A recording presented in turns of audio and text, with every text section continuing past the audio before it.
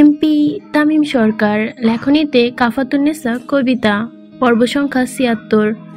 ঝর্ণার পানিতে তামিমের শরীরে সমস্ত রক্ত কণিকাগুলো ঝরে পানির সাথে পড়ে যেতে থাকে। কিছুক্ষণের জন্য তামিমের চোখ বন্ধ করে ফেলে। আজকে তো সুবার সাথে খারাপ কিছু হতে পারত। সুবার এই টিবিএইচ রোগের জন্য সে হয়তো নিজেরা কন্ট্রোল করতে না পেরে লোকগুলোকে এমন অবস্থা করলো, কিন্তু সে যদি সুস্থ থাকতো তাহলে তো শকুনের বাচ্চারা গিলে খেত সুভাকে। তামিম নিজের বুকে হাত দিয়ে জোরে জোরে নিঃশ্বাস নিতে থাকে। বারবার মনে হচ্ছে যদি সুভার কোনো ক্ষতি হতো তাহলে তো সে তার প্রাণপ্রিয় ভাই তাসকিনের মতো সুভাকেও হারাতো। ছোটবেলার ভাই হারিয়েছি, জেল খেটেছি, নিজের মায়ের সম্মান হাতে হরণ হতে দেখেছি। কিছু করতে পারি নাই তখন, কিন্তু তোর কোনো ক্ষতি হতে আমি দিব না সকাল।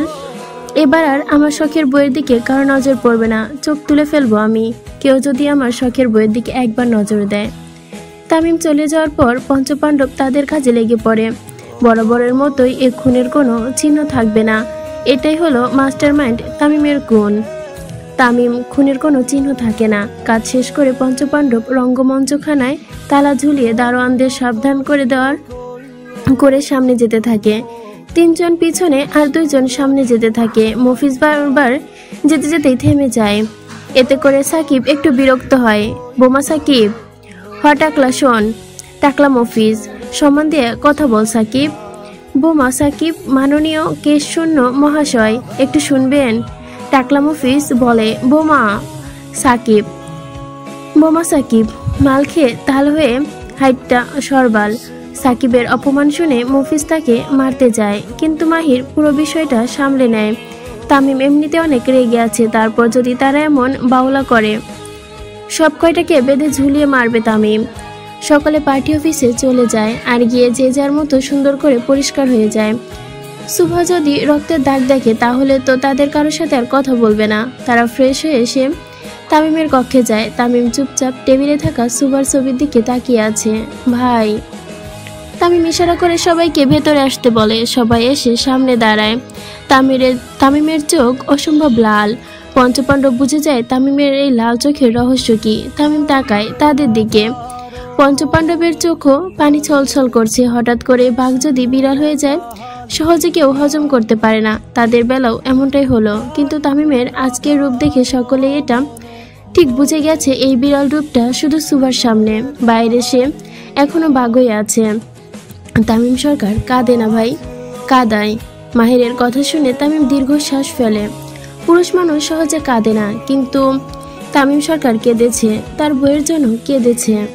তামিম উঠে তার চশমা পরে বেরিয়ে পড়ে বাড়ির উদ্দেশ্যে। এতক্ষণের পর সুভাকে বেশ কিছুক্ষণ একা থাকতে দেওয়া যাবে না। প্রায় 25 মিনিট পর পার্টি অফিস থেকে সরকার বাড়িতে এসে পৌঁছায় তামিম আর তার পঞ্চপাণ্ডব। বাড়িতে ঢুকতেই তামিম দেখে তার বড় ফুপি এসেছে। এখন তো তার ছোট ফুপির বাড়িতে থাকার কথা। বোনের মেয়ে মরল, কিন্তু সে এখানে। এই 2 বোন যে 2টো নাগিন এটা তামিম ভালো মতোই জানে, কিন্তু তানভীর সরকার তাদের যথেষ্ট আদর করে। জেনে পরে কেউ না বলতে পারে রক্তের সম্পর্ক না থাকলে তাদের প্রতি অবহেলা করছে তানভীর সরকার, তাই তাদের নিজের বোনের মতো আদর করে তানভীর সরকার। তামিম ভেতরে ঢুকতেই শান্তা বেগম একটু চুপ হয়ে যায়, আর তামিম তেমন কোনো পাত্তা না দিয়ে তার আব্বাজানকে সালাম দিয়ে ওপর উঠে যেতে থাকে। তামিম এসে সোজা ওপরের রুমে চলে যায়। অন্ধকার রুমে একপাশে বসে আছে সুভা। তামিম লাইট অন করে সুভাকে মুখ বরাবর দাঁড়ায়। আমি পাগল নয় তামিম। সুভা মুখ হঠাৎ করে এমন কথা শুনে একটু নড়ে চড়ে ওঠে তামিম। সুভা তো জানে না তার রোগের কথা, তাহলে? সুভা তামিমের হাত জাপটে ধরে। আমি তো পাগল নই তামিম, আপনি কি আমাকে ছেড়ে দিবেন? তামিম সুভার পাশে বসে তার চোখের পানি মুছতে মুছতে বলে, তুই কি বিশ্বাস না নিয়ে বেঁচে থাকতে পারবি সকাল? না। তাহলে আমি তোকে ছাড়া কিভাবে বাঁচবো? আর কোনো কথা মুখ দিয়ে বের হয় না সুভার। শক্ত করে জাপটে ধরে তামিমকে। তামিমও সুভার মাথায় হাত বুলাতে থাকে। আমি আপনাকে খুব ভালোবাসি তামিম। আমার কথা থেকে নয় সকাল, আমাদের ভালোবাসার পরিধি তুই কখনো পরিমাপ করতে পারবি না। তামিম সুভার গালে আদুরে হাত রাখে। তুই জানিস মেয়ে মানুষ চাইলে কি কি করতে পারে? সুভা মাথা নেড়ে না বোঝায়, মানে সে জানে না। তোরা মেয়েরা হলি মায়ের জাত, দুনিয়ায় এমন কোনো বাধা নেই তোদের আটকে রাখবে। তোরা চাইলেই সব করতে পারিস, শুধু নিজের শক্তি বুঝতে দেরি হয়। এই যা। সুভা তামিমের দিকে এক দৃষ্টিতে তাকিয়ে থাকে। স্বামী তামিম সরকার মারাত্মক সুন্দর। তামিম আলাবু আলাবু মোর শয়তান সেমরি। সুভা শয়তান বলায় এই কিছুটা খেপে যায়। শয়তানের বউ তো শয়তানই হবে। স্বামীকে শয়তান বলস জাহান্নামী। প্রতি শুক্রবারে নামাজ পড়া পীর বাবারে শুক্কুর আলী জানি কোন্থাকার। সুভা আমি কিন্তু রেগে যাচ্ছি। সুভা উঠে দূরে সরে বসে। শুক্কুর আলী।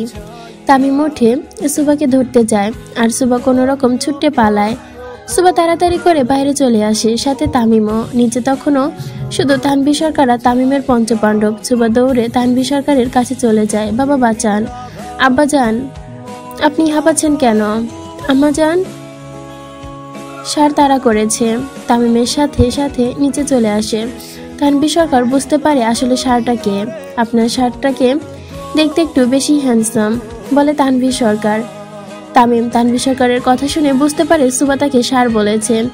আব্বা, আপনার সামনে আমার সার বলতেছে, আর আমি তো আপনার একমাত্র ছেলে বাবা। তানভীর সরকার উঠে দাঁড়ায়। স্বামী স্ত্রীর বিষয়ে কথা বলা bad manners. Excuse me. Tanvir Sarkar উঠে পড়ে যেতে থাকে, আর তামিম সুভার দিকে রাগে দৃষ্টিতে তাকায়। সুভা দৌড়ে কিচেনে চলে যায়। তামিমও। পুরো রান্নাঘরের জিনিসপত্র ছড়িয়ে ছিটিয়ে ফেলে তারা দুইজন। দেখে মনে হয় তৃতীয় বিশ্বযুদ্ধ হয়ে গেছে এইখানে। দৌড়ে একসময় সুভা দাঁড়িয়ে পড়ে। তামিম ও সুভাকে ধরতে গিয়ে দাঁড়িয়ে পড়ে। দুজনেই দাঁড়িয়ে পড়ে থাকতে থাকে সামনের দিকে। আয়েশা সরকার রাগী মূর্তি ধারণ করে তাদের দুজনের দিকে তাকিয়ে আছে। 5 মিনিট পর, সব তোর জন্যই হলো।